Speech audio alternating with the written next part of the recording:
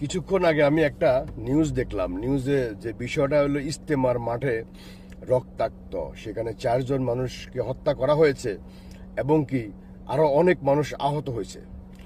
এখন কথা হচ্ছে, এই ইস্তেমার মাঠে কারা যায়? এই ইস্তেমার মাঠে সারা বাংলাদেশের মানুষ যায়।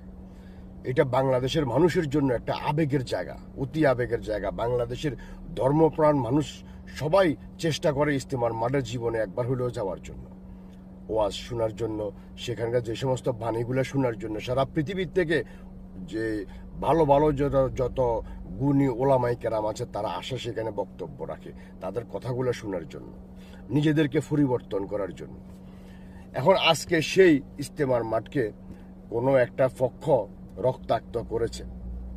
এটা বাংলাদেশের জন্য একটা লজ্জার, এবং সারা পৃথিবীতে এটা বাংলাদেশকে একটা খারাপ রাষ্ট্র হিসেবে, জঙ্গলি রাষ্ট্র হিসেবে পরিচিত করিয়ে দিবে।